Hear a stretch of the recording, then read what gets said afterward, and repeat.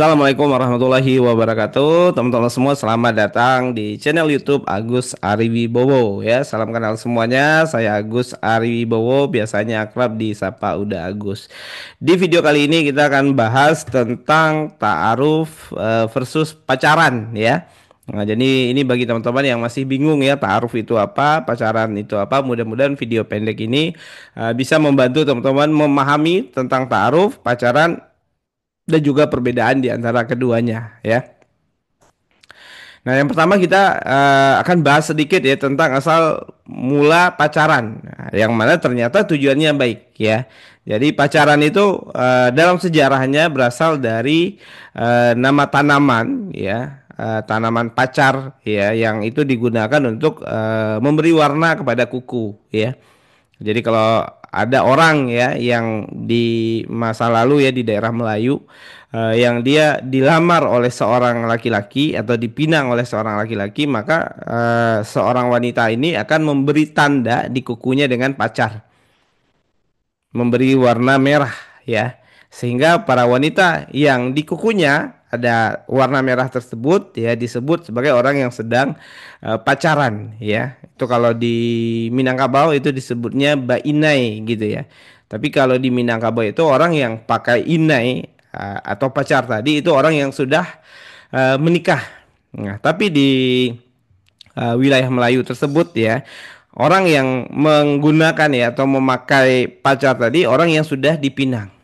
Nah, jadi kalau ada wanita yang mana kukunya merah-merah ya, nah itu pertanda bahwa dia nggak bisa dilamar lagi, dia nggak bisa dipinang lagi. Kenapa? Karena dia udah dilamar atau dipinang orang lain. Nah, sampai kapan dia nggak boleh dipinang ya? Sampai ya si warna merahnya itu hilang. Ya, jadi misalnya dia udah dilamar oleh laki-laki, tapi karena satu dan lain hal nggak jadi dinikahi. Ya kan lama-lama kukunya tambah panjang gitu ya, lama-lama tuh warna pacarnya tadi akan hilang. Nah, sehingga dia boleh untuk menerima pinangan atau lamaran. Nah, itu adalah tentang asal muasal pacaran di masa lampau. Jadi pacaran itu sebagai penanda bahwa seseorang itu akan menikah gitu ya.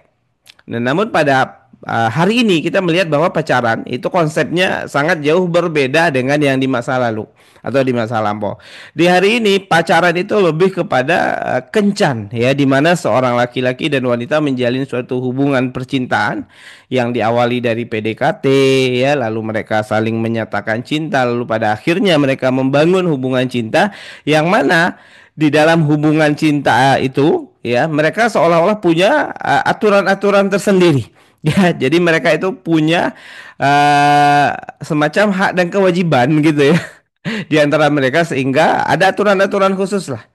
Nah, termasuk juga di dalam proses pacaran itu yang namanya dua anak manusia. Ini dua anak manusia muda yang sedang jatuh cinta, ya berdua-duaan, ya entah itu dia interaksinya di online, ya melalui WhatsApp, teleponan, video call atau interaksi secara langsung, sudah pasti ada getaran-getaran syahwatnya. Nah, sudah pasti ada getaran-getaran nafsunya. Kenapa? Karena perlu kita pahami bahwa ketertarikan laki-laki pada wanita, wanita tertarik kepada laki-laki itu bukan hanya sekedar ketertarikan biasa. Itu bukan hanya sekedar rasa cinta atau rasa suka biasa. Berbeda ya halnya dengan teman-teman tertarik sama orang tua. Ya, bukan tertarik ya. Sayang cinta sama orang tua gitu ya. Sayang cinta sama kakek atau nenek. Sayang cinta sama kakak adiknya.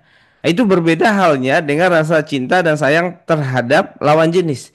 Kalau cinta sayang sama orang tua, sama kakek neneknya, sama kakak adiknya, itu kan cuman cinta ya kasih sayang aja gitu ya, karena mereka adalah bagian dari keluarga kita, karena mereka adalah kerabat kita.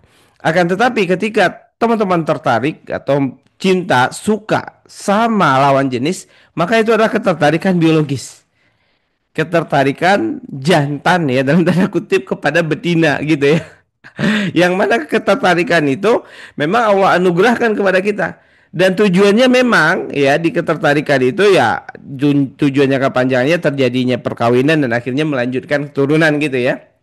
Sehingga di ketertarikan itu sudah satu paket dengan yang namanya nafsu dan syahwatnya. Nah, jadi bohong banget orang kalau bilang aku mencintaimu tanpa nafsu. Nah, Ya itu bohong ya. Kalaupun dia jujur, ah, itu mengerikan gitu kan.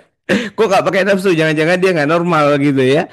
Nah, jadi setiap laki-laki normal, setiap wanita normal, ketika dia saling jatuh cinta, ketika dia saling sayang, sudah pasti itu akan satu paket dengan yang namanya nafsu dan syahwat. Nah, ketika nafsu dan syahwat menyertai rasa ketertarikan itu, lalu mereka saling berinteraksi, entah mereka teleponan dan sebagainya, ya, maka si nafsu dan syahwat ini dia kayak apa ya? Kayak pengen keluar gitu ya, pengen dilampiaskan. Nah, mulailah di situ terjadi yang namanya berbagai macam zina. Ya, mungkin zinanya pikiran, ya berangan-angan, ya zina mata, lihat fotonya, kayaknya cantik gitu ya, kayaknya ganteng. Nah, tapi kepikiran hal-hal lain, ya. Zina telinga, ya. Bahkan suara wanita disebut sebagai salah satu hal yang bisa memicu atau memunculkan syahwat laki-laki. Apalagi kalau teleponan, nah, teleponannya lama ya, 1 2 jam gitu ya, dengan suara yang lembut, yang mendayu-dayu, yang menggoda ya. Maka di situ tanpa disadari muncul zina-zina. Nah, yang namanya perzinaan, gejolak hati, gejolak nafsu itu dia nggak pernah puas teman-teman.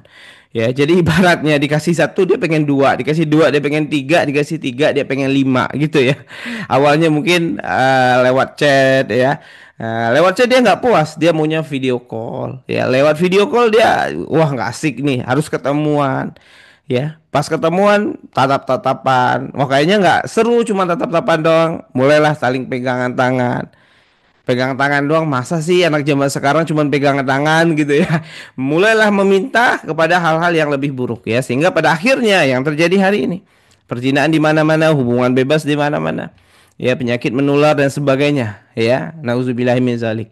Maka pacaran hari ini ya sebagian besarnya, meskipun ya mungkin masih ada sebagian kecil banget, mungkin ya nggak semua, masih ada orang yang pacaran yang nggak nyampe zina, tapi banyak ya data hasil penelitian dan sebagainya yang berpacaran ya paling minimal ya ada zina hati, zina pikirannya lah gitu ya. Nah, jadi itu yang pertama. Jadi yang kedua ya, jadi pacaran hari ini mendekatkan pada perzinahan. Karena ini mendekatkan pada perzinahan, mendekatkan pada keburukan, nah maka sudah pasti sebaiknya ini kita hindari, ini dijauhi. Ya, jadi jangan sampai dinormalisasi.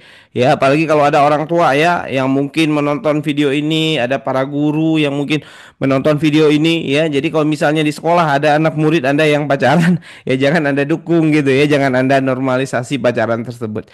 Akan tetapi coba edukasi, coba ingatkan kepada anak didik Anda bahwa memang pacaran itu banyak keburukannya dibanding pada kebaikannya ya. Nah, kita masuk selanjutnya ta'aruf ya. Nah, ta'aruf itu teman-teman itu ada pendampingnya. Sementara pacaran itu hanya berdua-duaan. Jadi kalau di dalam proses ta'aruf ketika berkomunikasi online di grup WhatsApp itu ada pendampingnya, nggak sendiri. Nah, kenapa ada pendampingnya? Tujuan utamanya adalah kita menjalani atau mengikuti syariat tentang interaksi dengan lawan jenis. Yang mana salah satunya adalah dilarang laki-laki dan wanita itu berkholwat. Berkholwat itu ngapain? Kholwat itu berdua-duaan. Makanya ada pendampingnya, ada yang menemani, ada yang mendampingi agar proses komunikasinya itu tetap di dalam batas ya, jadi nggak kelewatan.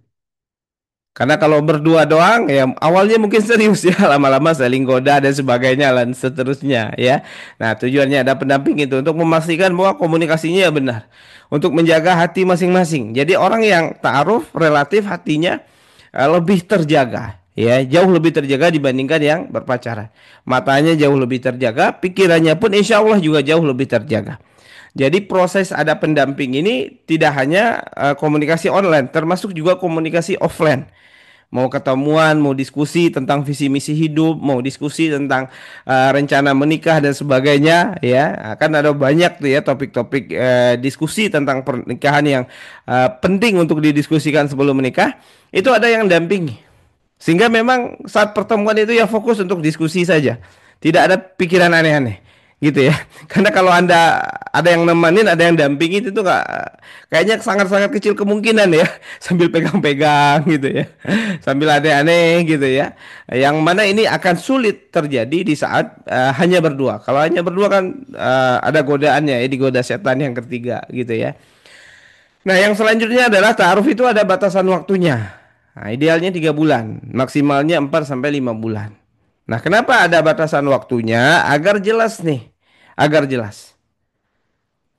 Karena kalau pacaran itu tanpa batasan waktu. Bisa setahun, 2 tahun lalu putus gitu ya. Nah, kalau di dalam ta'aruf 3 4 bulan, jika memang di dalam prosesnya ditemukan ya sama-sama cocok, sama-sama merasa cocok, maka lanjutkan pada pernikahan. Akan tetapi jika salah satu nggak cocok ya maka diakhiri. Atau misalnya dalam proses taruh ada salah satu yang nggak siap atau belum siap nikah ya diakhiri. Ya, jadi waktunya itu lebih satset. Nah ini juga akan meminimalisir ya terjadinya potensi-potensi zina ya. Nah, jadi taruh ada batasan waktunya, pacaran tuh nggak ada batasan waktunya sehingga ya pacaran bisa berlangsung 5 tahun, bisa berlangsung 8 tahun gitu ya. Ada yang mungkin pacaran dari SMP mau nikah pas sudah kerja gitu ya. Ada seterusnya. Nah, di dalam ta'aruf, nah, ini juga perbedaan yang cukup mencolok ya. Di dalam ta'aruf, insya Allah itu menjaga netralnya hati dan pikiran. Kalau hati dan pikiran netral, teman-teman, Anda lebih mudah untuk melihat ya mana baiknya, mana buruknya, mana lebihnya, mana kurangnya. Kalau hati dan pikiran netral, Anda akan lebih mudah untuk memutuskan mengakhiri jika memang ada hal-hal buruk yang ditemui dalam diri calon Anda.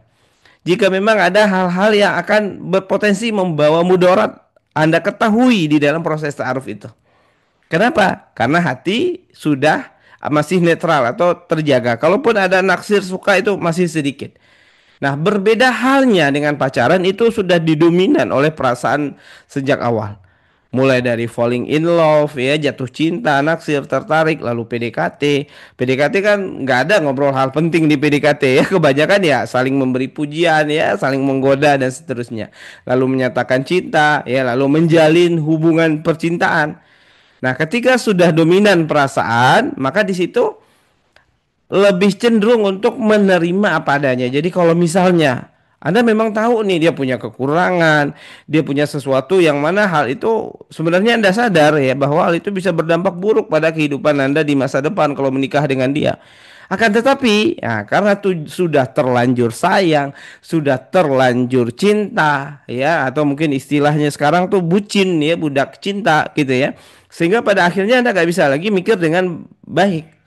Hati nggak bisa netral lagi.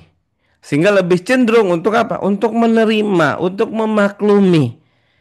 Nah, kami menemukan ya banyak kasus ya di mana pasangan ya mereka pacaran, pacarnya ini udahlah minjemin duitnya dia, mintain duitnya dia, kasar ya.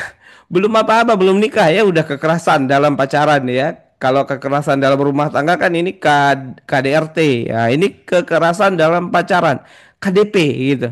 Akan tetapi dia tetap menerima dengan dalih apa? Ya dengan dalih cinta itu menerima apa adanya. Dengan dalih cinta itu perjuangan, pengorbanan gitu ya. Yang mana kalau kita lihat dari luar gitu ya, kita melihatnya ini orang bodoh gitu ya. Nah, itu terjadi di dalam proses pacaran. Jadi dia tidak netral lagi dalam memilih dan pada akhirnya cenderung salah pilih. Nah, sementara ta'aruf insya Allah dijaga.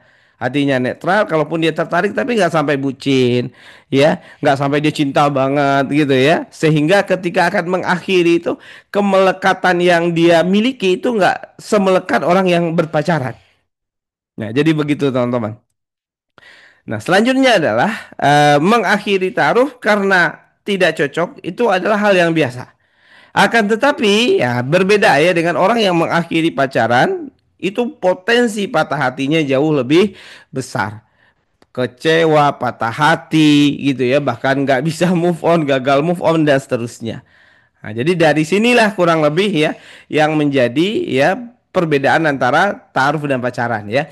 Dan yang terakhir adalah, nah ini juga penting kita pahami, ta'aruf itu dia membangun cinta di atas pernikahan, artinya fondasinya pernikahan, fondasinya akad nikah ya, baru di atasnya dibangun cinta. Baru setelah menikah membangun cinta bersama.